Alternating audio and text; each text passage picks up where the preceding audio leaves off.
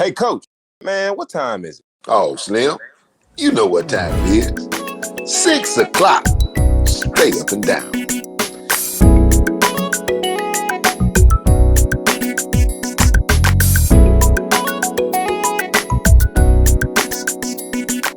It's Homespun Sports with Coach John Montgomery. Sports talk with a twist of down-home wisdom.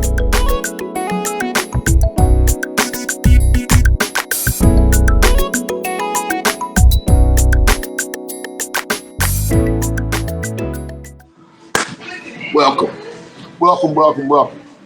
You tune in again to Homespun Sports. It's sports talk with a twist of down-home wisdom. I am your host, Coach John Montgomery, and today I'm in Washington, D.C. But way up there in Dale City, Oklahoma, my partner in crime, the last P in the shell, my ride or die, my baby boy. What's up, Slim? What's going on, coach? How you doing, man? Oh, man, Slim, you know, we got the family reunion thing going on, and the cherry on the Sunday is our very special guest for episode number 2 of season number 3. Yeah. The man whose name needs no introduction. One of the most recognizable faces in our country, no matter sports. He is the third longest tenured coach in the NFL. And without any further ado, ladies and gentlemen, please make welcome my friend and the head football coach of the Baltimore Ravens, John Harbaugh. Hey, it's great to be with you guys, man. I'll tell you, I love the enthusiasm of this show. This is what it is. You haven't changed. 26 years we met each other. You got your sidekick there, Slim. You guys are awesome. Fun to watch. Hey, I love you you're bringing some faith, you're bringing some enthusiasm, a lot of positivity, a lot of wisdom. It's great to be with you guys. Well, thanks, Harbs, man. And the last time you saw him, Harbs, last time you saw Slim, Andrea brought him up to the football office at Cincinnati where we were there, and he was one, so in the cradle. And his hey, I tell him all the time, I said, now, boy, you know, famous folks have rocked you in the cradle. John, you rocked him in the cradle. Well, I can tell you one thing. He's a lot better looking than you are, Coach. That's what I keep telling him, Coach. You married well, buddy. I mean, you know, that's all right. Man, Harbs, man. I came to Cincinnati to interview for the job, and you and Sam Pittman picked me up, man. And I never will forget that, man. But what I never forget, Harbs, you gave me a ride to work every day until I got my dealer car. Yeah. Man. I think you ran a couple of dealer cars into the ground or something. I mean, I kept getting those calls, you know. That's right. The car's not working. Okay. Man. You know, you were always right on the way, man. We lived right near each other. I got a lot of wisdom from you back then. I mean, those were some fun rides back and forth. I remember the first clinic we had. We had our Cincinnati clinic for the high school coaches, right? Yeah. And you were coaching the wide receivers, and you got up there and gave your talk, man. And those guys, you blew those guys away, knock them out. Who is this guy? That's my man. That's Coach Montgomery, you know. We had a good staff.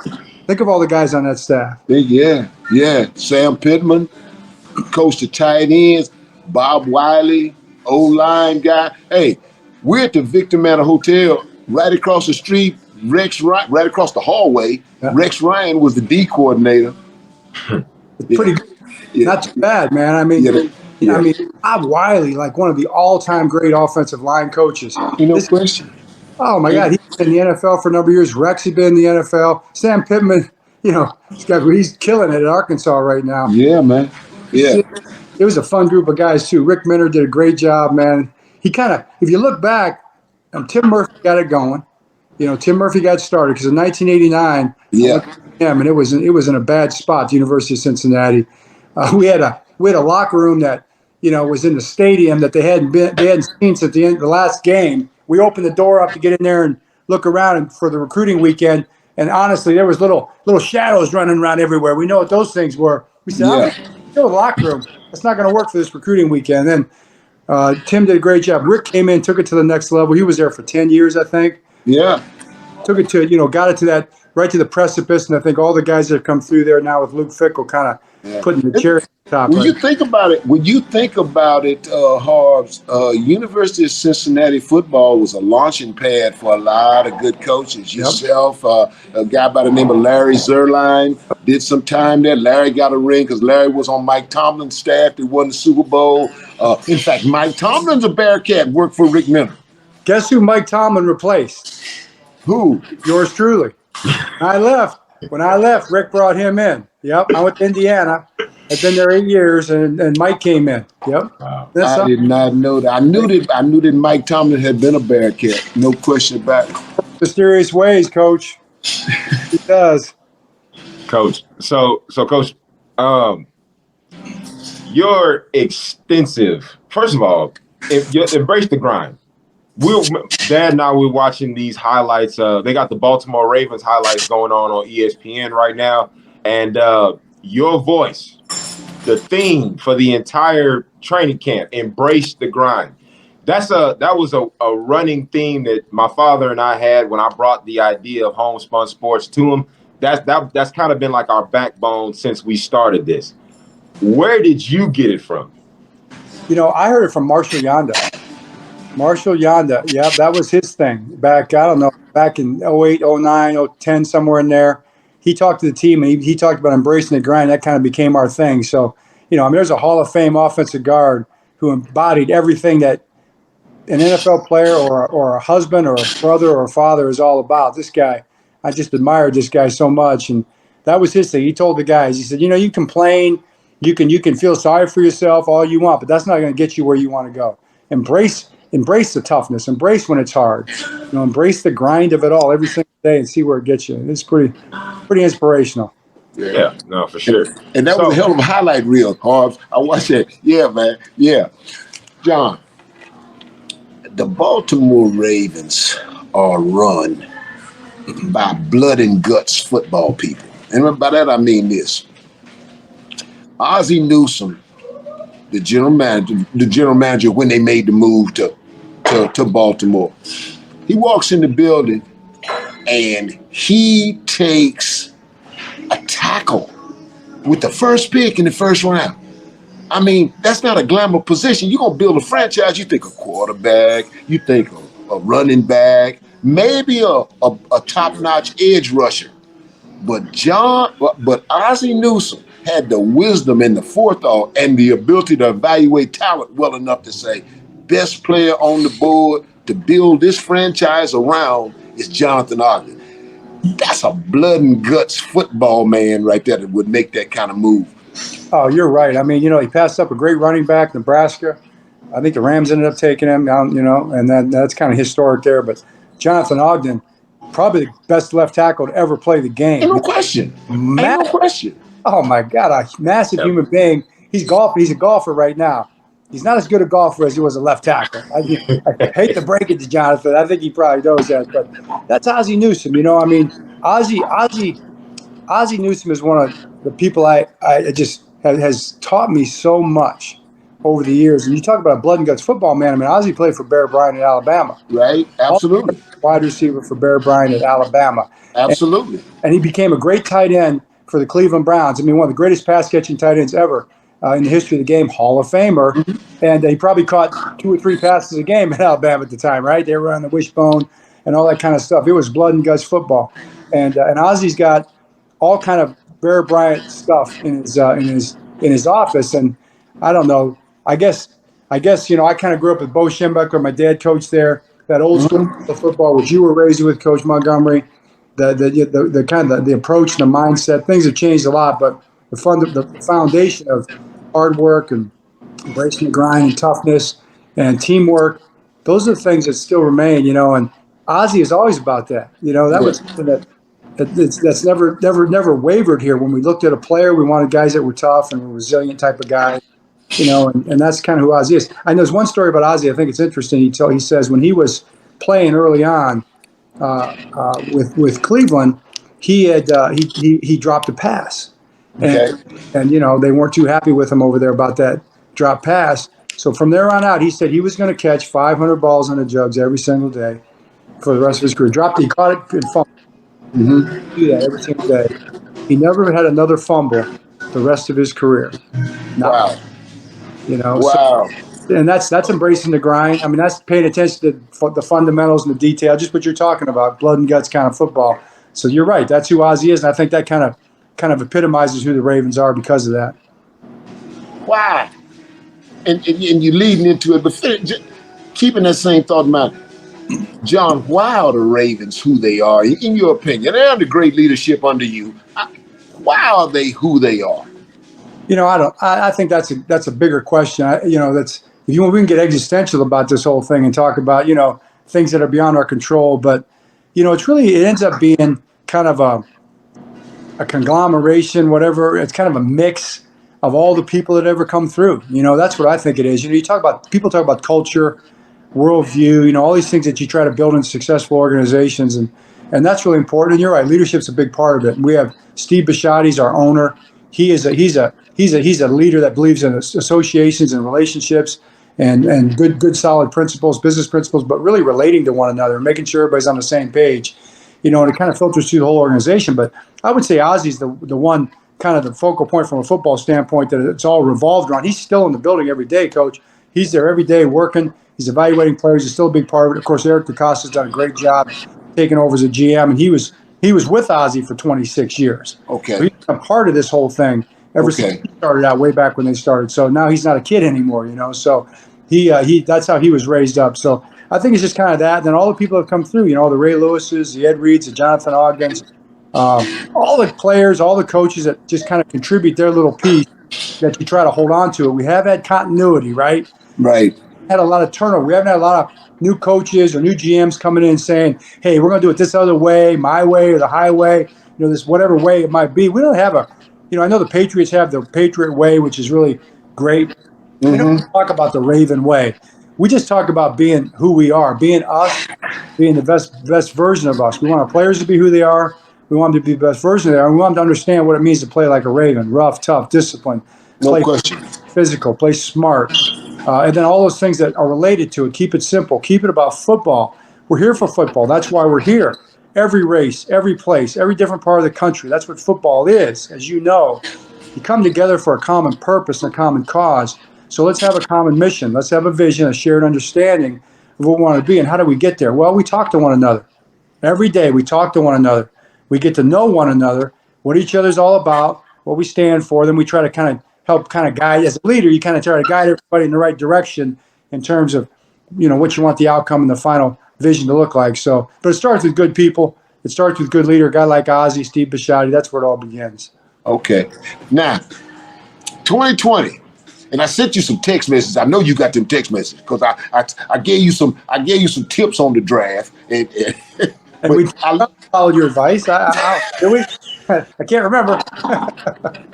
Oh, Harbs, I love you draft.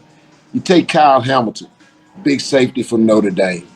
I mean, he's a rare guy. You don't find 6'4", 225, 30-pound guys, athletic, tough like that guy. You can do a lot of things. Play him in the box, you can play him in space. Then you come back and you see, we talked about Jonathan Ogden, taking him. You take that center from Iowa, tough guy. You win when you win up front. And that ain't no secret. You guys are going to run the gap scheme coming out of the locker room. Ain't no secret what y'all going to do. And you take the kid from Michigan, the edge bender, Ojabo, you take him, and he's a first-round pick if he don't tear up his Achilles in the pro day. Dude, man. And that boy you took, the defensive tackle you took from UConn, Jones. Travis Jones. He's a big-time player, and I love that humongous human being that you took from Minnesota. What's his name, Falali? Falali. Yeah, man. So what was your take on the draft, John? Yeah, if you start backwards, we had 6 picks in the 4th round, which is unheard of. It's never been done before in history of the NFL. Matter of fact, Peter King is so excited about it. He comes and sits in the 4th round in the draft and wants to watch it because it's never been done before. So, and we think we got 6 really good players. We also got a 6th round pick, Tyler Beatty from Missouri, the running back. So starting from the back, all those guys have been in OTAs and minicamp, and they all look really good. We got a great punter. We got 2 tight ends.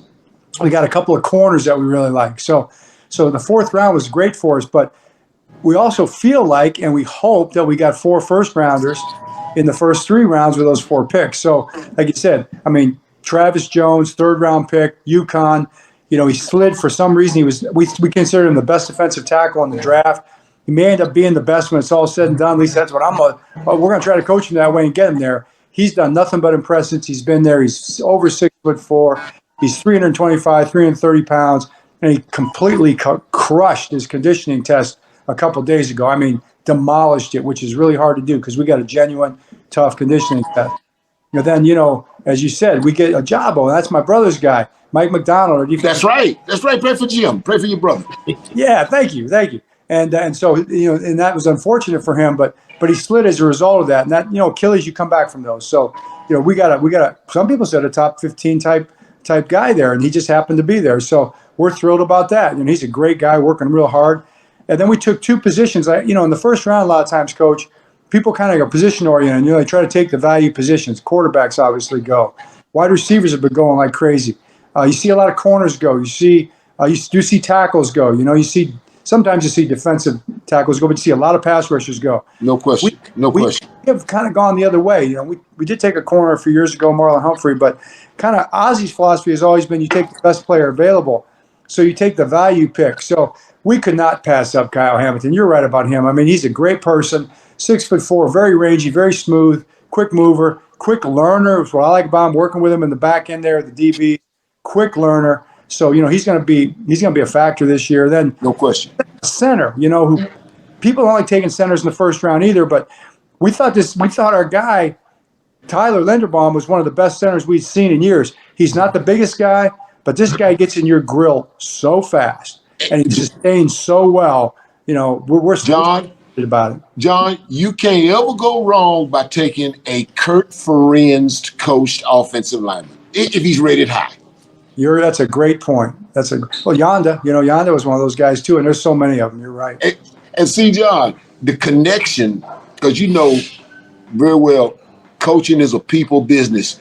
Kirk Ferentz coached the O-lines, coached the offensive line at the Browns when Bill Belichick was coach of the Browns and Ozzie was running things there. So that's ain't no question. No question. Well, you got.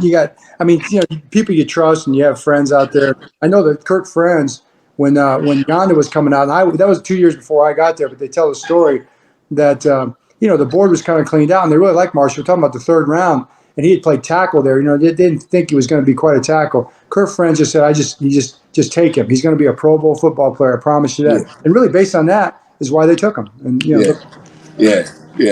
Now, John, look, man.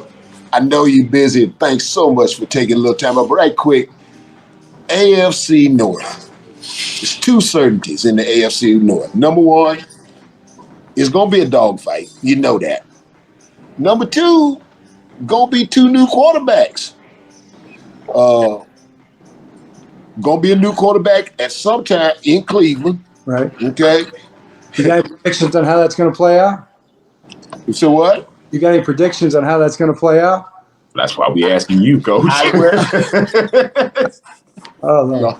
No, I tell you what, I have not missed my position on it. I think, no question, Deshaun is the guy, and I don't think he's going to be out long. 4 games tops, in my opinion. But so it's a round robin. You got home and home with all them people in your division.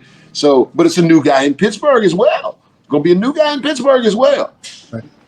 Well, it's either going to be Trubisky or Pickett there. It's going to be Deshaun, probably be Brissett for a few games or some number of games or whatever they end up doing there. You got a pretty good quarterback in Cincinnati right now, Joe Burrow. Got into the Super Bowl last year, and they've done a great job. Very talented. The whole division is really talented. The Bengals are super talented. They stayed healthy last year, and they did a great job. And then they got playmakers on offense. It's ridiculous. Their offensive line. The Browns they've been talented, the last 3 or 4 years, and they continue to be, you know, they got great running backs. They added receiver, you know, Cooper. They've got a strong, very strong offensive line, a great back end on defense, really good linebackers, pass rushers. And two good backs, Kareem Hunt and Chubb. They got two good backs. No question. And Pittsburgh, you know, that defense, that defense is legit. You know, they do a great job with their defense there. They got players everywhere. Cam Hayward, you know, Mika Fitzpatrick. They got Watt's pretty good, don't you think? Oh, You know, yeah. No question. Their offense is, you know, people are probably saying it's a little bit of a question mark right now, but they always find a way. Mike did a great job. They're going to be the Steelers, so it's going to be a dogfight. You're right about that division. It will be a dogfight. It'll be a dogfight, and the Ravens going to be in it right down to the wire because of how well they're coached. And John, man, listen, I got you guys. Every year, when it comes to the Ravens, my heart gets involved in it because you and I go back a minute. I'm a Ravens guy. I coached Ozzy's brother at Alabama A&M, Thomas Newsom, and I've met Ozzy, and I'm a Ravens guy. So my sentiment always clouds my judgment. But do know this, man. I will forever be indebted for what you did for me when we were in Cincinnati. You took time out of your busy schedule to come on our show, man. You and Ingrid both salt of the earth people. And I wish you all the best, man. That's nice to hear. It's nice to see your son with you, Slim. I mean, see you guys together. You both got the same smile. Got the same smile, the same laugh, you know, and just seeing that. I mean, you know, I haven't seen you since you were a little baby. I mean, I didn't know, and it's so nice. And Coach, you know, I mean, I've always loved you. Your enthusiasm for life, your faith, how you treat people, the way you were with your players. You are and were a great coach, you know. And you do it now. You're doing it now. Now you're doing it for the public. You know, now you're coaching the public and you're giving them some joy. It's just great to be around you always. You're always welcome up here, both you guys. Bring your family. You know, come see a game. You know, hang out with Ozzy. It'd be great to see you guys anytime. I'm gonna do, John. I'm gonna hold you to that, partner. Hey, I just need permission. Coach, we start practice on Wednesday. So, you know, how far away are you? I don't know if you're still in town on Wednesday, but you're only about an hour away right now. I know. But John, I'm in Houston, but I'm gonna hold you to that, bro. My number hadn't changed, and when we finally got connected, I called John Wooten. I said, John, I got to get. I said, John Harbaugh. I told John Wooten. I said, John Harbaugh would come on our show if I can just find him. And so he gave me the number, and that's how we reconnected, Harbs. But I'm gonna hold you to that, bro. You gonna see me. I'm coming up there. All right. And man, John, thanks so very much, man, for coming on our show. It means the world to me. Slim and I, we greatly appreciate it, man. So much, Coach. It's an honor. An honor. All right. Love you guys. You have all a the best, man. Thanks, Coach. Hart. Take care. All right. Man. Wow. Yes, man. I'm tell you, man. I'm tell you why, Slim. That's why that guy wins, man. Because I'm telling you, man, he's just a first-class guy. Hell of a teacher, hell of a communicator. And that's why his players play so hard for him, Slim. That's why they play so hard for that guy. Man, what a guy. And now, ladies and gentlemen, it's time for Slim's Pickens. Take it away, bro. Take it away. What in the wide world of sports is going on here? Deion Sanders signed a 4-year deal in 2020 worth about $1.2 million over the next 3 years. Now, that's an average of $300,000 a year. And to make sure that the state-of-the-art facilities were completed on time, Coach Primetime donated half of his salary to ensure that the players' facilities would be ready a month before the season starts. Constance Schwartz Maroney, who is the co-founder of Schmack Entertainment, which represents Deion Sanders, said that the budget for the suggested project is depleted. The budget is just completely gone. So in response, Deion simply said, I'll put more money on it if I have to. I'll put half on it down right now. And if you don't believe me, check me. I got the receipts. Believe that.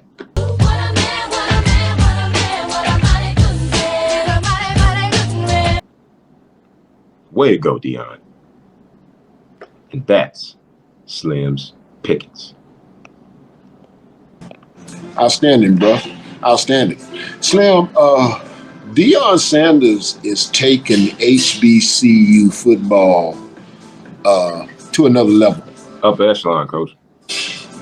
My question to you is, do you think the other HBCUs can catch up with what Deion's doing? Coach, if they can, it's going to be a while, because what he's done with the financial backings that he's had, I mean, we talking Geico, we talking Aflac, coach, Under Armour. You would think that the other stars in the HBCU like Eddie George and Hugh Jackson would be able to pull that kind of revenue, but it's not happening so far. So, no, coach, I honestly don't see them catching him right now.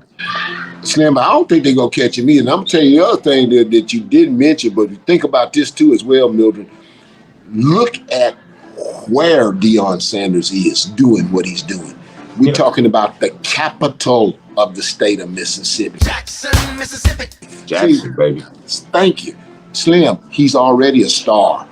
He was a star when he walked in the building 2 years ago, but he's a star in the capital of the state of Mississippi. He's on the grand stage, okay? And Slim, the revenue that he's generating, he's proven that he's not just a coach. He's proven that he's a CEO. He's a city LLC, coach. Thank you. Isn't it in his contract that the stadium that they play, the Memorial Stadium, even if it fills up to capacity, it seats about 63,000. Okay. If it gets to a certain number, he gets a percentage off that. Absolutely. Absolutely. So the man has proven that he ain't just a ball coach. He's an astute businessman. Yep. Okay? The guy's got star power. He's proven that he's a CEO. He's an astute businessman. And Slim, man, I'm telling you, man. And the thing that he has done most of all is he has embraced NIL. Okay? Slim, Buddy Pugh, hell of a coach, won the HBCU national championship. He's in Orangeburg. Slim, he don't believe in NIL, and he's in Orangeburg, South Carolina. Okay? Eric Dooley, back at his album, back at his dream job. Southern University, Baton Rouge, Louisiana. He said, I don't like messing with that NIL stuff. Well, Deion Sanders is in the capital of the state of Mississippi. He's in an urban environment. He's already shown that he can beat Power 5 people at their own game. And I'm just telling you, Mildred, what this guy is done, he's proven that he ain't just a coach. He's proven that he's a CEO. Did you see him at the SWAC Media Days? Coach, his comments, I'm telling you, with regards to playing Alabama, Coach Prime said, I don't need to play Alabama. I don't need to risk the safety of my own players for a check. And to be quite frankly with you, Coach, he don't need to. No, he don't need to. He don't need no. No, he don't need no check. And Slim, any way you slice it up, right now Deion Sanders has Jackson State on the level to compete with mid-majors. Okay. Right now. Slim, back-to-back top 75 recruiting classes. And this ain't talking about 1AA recruiting classes. No, not FCS. I'm talking about FBS, Coach. Thank you. A difference. A big difference. This guy, and I tell you something, Slim, he made another comment at the SWAC Media Days that I thought was so poignant. He says, right now in his stage of development, Travis Hunter is better than he is. Come on now. Only a coach. Hey, listen. That's showing how well he can manage people, young men. And I'm telling you, man, this boy Deion Sanders, man, he ain't nothing to play with. Because I'm telling you, I can't wait to see that commercial that he and Nick Saban are gonna do. Because you know, over that whole Travis Hunter debacle, that whole thing, they had to get a new one of those, or else they was gonna have to redo the whole Aflac commercial. Yeah, oh yeah. I can't wait to see that. No question. Yeah. Slim, what's up? Hold up. Before we get away from the SWAC Media Days, did you see where Hugh Jackson said, "I still believe in Art Briles. Briles. That man Did you see that? He lost it. He lost it. You know, it's like when you discipline a child, you would think that they wouldn't do the thing over again that got them into trouble. I'm like, bro, did you not learn the first time? Slim. He don't care. Slim. He don't care. Doug Williams is gonna be adios. AMF. Slim. He better concern himself about winning some game. If not, he gonna be in the same place Art Briles is. Come on now, Coach. Now, we pulled up the schedule last week, and we didn't broke it down how Hugh Jackson was not going to be successful. But let's check out the ranks. Let's check out the rankings. The prognostications, they out. Yeah. Prognostications, they are. In the SWAC, for the East, Jackson State leads atop with 116 points. All right. Number 2, FAMU with 108. Number 3, Alabama A&M with 87. 4, Alabama State with 60. 5, newly acquired Bethune-Cookman, 56, and 6, Mississippi Valley State at 35. Yeah, okay. Over in the West, Southern, shout out to Eric Dooley with 111 points. Alcorn State at a close second with 110.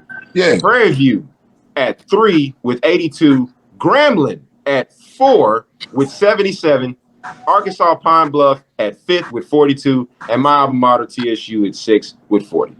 Now, Slim, if you're right in what we said last week when you had Hugh Jackson going 2-9 in his inaugural season, I was being generous, had him going 3-8. Well, Slim, they got him picked. Slim, now hold up now. This is Grambling. The dear old Grambling with that G in their chest, picked 4th. Are you kidding me? Come on now, dog. Come on, man. Did you ever think you'd live to see the day that in preseason poll, Grambling would be 4th? Eddie Robinson, Slim, it would appear to me that Hugh Jackson got enough to worry about being picked 4th in a preseason poll to keep digging up bones, talking about I still believe in Hugh Jackson. Get the hell out of here. In Art Briles, Coach. Yeah, come on. I still believe in Art Briles. Get out of here. You dog. See, man, no. But Coach, speaking of Alabama, Will Anderson decided that he was going to come back at the SEC media day. Okay. He did announce that he was going to come back, and he's like, man, look, I'm going to come back. I want to win a championship, and I want to win the Heisman. And man, shout out to Bryce Young for supporting his teammate. The former Heisman Trophy winner said, hey, man, I want you to win. Yeah. Ain't no question. He Bryce Young said, yeah. And Bryce Young's right. Let me tell you something, Slim. Will Anderson was the best player last year. Yeah. Now, I know Bryce Young won the Heisman Trophy. I get it. Will Anderson was the best player last year. So, Slim, and a big shout out to Nick Saban for being able to hold that whole team together and keep the spirit of team ahead of me. Because, Slim, if it was about me, Will Anderson ain't got to play a down for the 2022 season. And he's a top 5 pick. Oh, yeah. So, Slim, in my mind, Will Anderson is a prince. A prince. He's a prince. Most definitely, Coach. You hear me? I hear you. He's a prince. He's a prince, Coach. To come back. Yeah, man. But also in the SEC media days, the head coach in Florida. Okay. The head coach at the University of Florida, Bill Napier, his comments saying, my experience at an HBCU made me the coach I am today. What's your take on that, Coach? In first place, big shout out to that dude, Scotty from Off the Script, that asked him that question. Because that was the most meaningful question that Billy Napier fielded at that press conference. Coach, it's trending. It's trending on YouTube right now. It's got a couple thousand hits. He going viral for that one. You think? Think? Oh yeah. And I give Billy Napier credit for being smart enough to understand this. That since you asked me this question, I'm gonna make sure I give you a response that's gonna go viral. So working for Buddy Pugh, best thing ever happened in my career. Yeah, and I'm a living witness. I coached at Langston, Alabama A&M, Morehouse College, Grambling. Still We said it on the show, Coach. I don't know how many times. If you can coach at a black school, Texas you can A&M, coach. Nevada, Las Vegas. Yeah, okay. So did John Chavis. So did Woodrow McCorvey. If you can coach at a HBCU, we talked about it. You can coach. Make gumbo. Thank you. But Billy Napier understood this much. While I got the mic, while I'm in front of the camera, I'm gonna make sure that every home African American, I've been black home. Say that, Coach. Every African American home that I go into, my fanny ain't gonna be warm in the chair before I say, working for Buddy Pugh at the HBCU, the best thing ever happened in my coaching career. That sound real good to them black mamas and daddies and them black high school coaches across the country. He ain't stupid. And yes, it is true. But here's the thing, and don't kid yourself, Slim. I believe Billy Napier was also smart enough to understand this. He looking at the state of Florida, where he's the head coach of the Florida Gators, and it's two other iconic football jobs in the same state. The U. Florida State. And Florida State University. Bingo. And let me tell you something.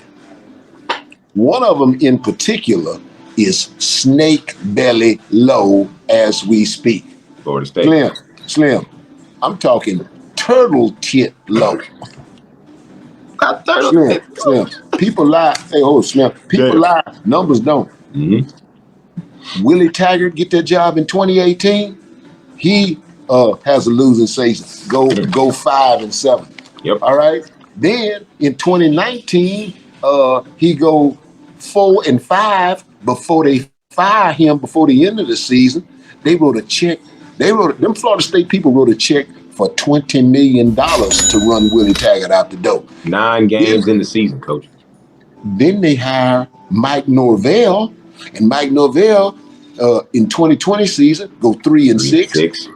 Then come back, and last year go 5. Slim, he went 5-7 last year, and worst of all, Slim, he lost to FCS 1AA Jacksonville State. Wasn't that a home game too, Coach? You know damn good well it was a home. Slim. Hold up. This is where Bobby Bowden coached, for crying out loud. Now, Slim, they had a winning season in the last 4 years. So let me ask you this. And oh, by the way, Tallahassee, Florida is a capital city. It is. Just like Jackson, Mississippi is a capital city. Slim. Bobby Bowden, the legendary Bobby Bowden, rest in peace in his grave. As we speak, when you think of Florida State football, give me first name come to your mind. Deion Sanders. Thank you. I'm telling you right now, partner. That's the next head coach. Oh, Billy Napier planted the seed, Coach. Oh, Coach. Oh, he ain't stupid. Planted the seed. He planted the seed. Billy Napier, right on, Billy. Way to go, Billy. Advocating for Deion Sanders, and I'm see you in that rivalry. Because that's going to be a rivalry. Billy Napier understand what's coming down the road, and you can sit on the track and wait for that train to come in. Deion Sanders going to be the next head football coach at Florida State University. And I can't wait. Now, NFL coach. Now, we just had Coach Harbaugh on the show, so we got to chop up the AFC North, excuse me. Okay. Bengals. Like we said, can Joe Burrow go back? Can he repeat? The Steelers, new quarterback in town, Mitch Trubisky and Kenny Pickett. What's going to happen with that? The Browns. When are we going to see Deshaun Watson take the stage? 4 games, 5 games? How long is this going to be? And then the Ravens. Lamar Jackson, when is he going to get his contract? We already saw Kyler Murray got his money guaranteed. $230.5 million, 160 of that guaranteed. That's about what, $46 million a year? Yep. Yeah. So imagine how much a playoff quarterback Lamar Jackson's finna get. Yeah, What else? they peed down the side of their leg in the first round. The Rams beat them like a drum. But Slim, here's the thing though. Here's the thing, Slim. Lamar Jackson got an MVP on his resume. Lamar Jackson took the Ravens to the playoff 3 of the 4 years that he been their quarterback. Okay? Now you spot on. Kyler got 46 million. Deshaun got 47. 47 million. I'm thinking Dion gonna come in there to the tune of around 50 million plus. I mean, Lamar gonna come in there. Lamar Jackson gonna come in there somewhere around 50 million plus. But I'll tell you this, Slim, before we get out of here, I gotta say, and I wasn't gonna put my dog, John Harbaugh, my boy. I wasn't gonna put Harbaugh on the spot, but I'll say it. I got the feeling real good about my friend John Harbaugh's success for the 2022 season, and here's why. The day I saw Pittsburgh sign Mitch Trubisky, I got the feeling real good about the Ravens. And I'm going to tell you why. Slim. They got home and home, okay? Yeah. Okay? One of them games going to be in Pittsburgh. One of them games is going to be in Baltimore. Then the next time it's going to be the other way around. They play them twice, same division. Well, the first game, the Ravens going to probably see Mitch Trubisky. But the second game, Slim, you remember where you heard it. They going to see Kenny Pickett. Yes, sir. Because the day that Pittsburgh announced they was signing Mitch Trubisky as a free agent, I knew they was going to take a quarterback. So John Harbaugh, my brother, you will see a rookie the second time around. Yes, sir. Okay? Because here's a fact. Mr. Trubisky can't play. Any way you slice it up. That's why he ain't in Chicago no more. Slim, anytime they take a player with the second pick in the first round, and he ain't but 27 years old. Coach, I'm 26. I'm 26. Come on now. Listen, hold up. And you get rid of him and replace him with another quarterback? With a rookie. What'd that tell you? Mr. Trubisky has not done anything as a player in the National Football League that would make anybody who would remotely know anything about football believe that he can take a team and win. If not, he'd have still been in Chicago. Say that, Coach. Yeah, ain't no question. Man, it was a pleasure being in the studio with you again. Man, season 3, episode 2. This was a banger, Coach. Oh man. Ain't no question, man. Tell my love, all right? I'll tell them, man, give my best. I tell all the kin folks up here that you said, hey, all the high towers up here that you said, hey. I need my shirt. I'll get you a reunion shirt. Love you, bro. Take care, man. Take care. Yeah, take care, buddy. Take care. And finally, David Ortiz, Gil Hodges, Jim Cott, Minnie Minoso, Tony Oliva, and Buck O'Neil. Today got their day in the sun with their induction into the Baseball Hall of Fame. And the fact remains that in 3,562 games, Pete Rose had 4,256 hits. This country pardoned Richard Nixon and Patty Hearst. Get real and give Pete Rose his day in the sun and induct that man into the Baseball Hall of Fame. And hey, that's how I see it. 6 o'clock, straight up and down. Big Papi! Boy, that is my dog, man. But I know he's pissed off because the Blue Jays beat the brakes off the Red Sox the other night. 28-4. I know you saw that, Coach. Yeah, I saw it. Good. They need to put Pete Rose in the Hall of Fame for real, for real. Most definitely.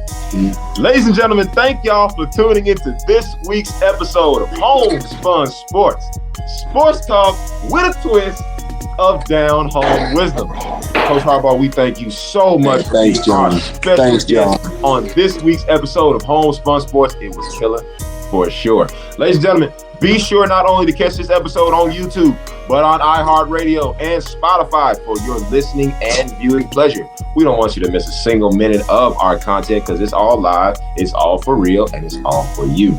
Make sure you hit that bell so you don't miss anything when we post it on YouTube. Stay subscribed, hit that bell, hit the comments, hit the likes, support the channel. Subscribe, y'all. Please subscribe. Please subscribe. Hey, Coach. Yeah, man. Let's go ahead and get up out of here. Man, let's make it do what it do, dog. What? See? Bang. Bang. All right, then.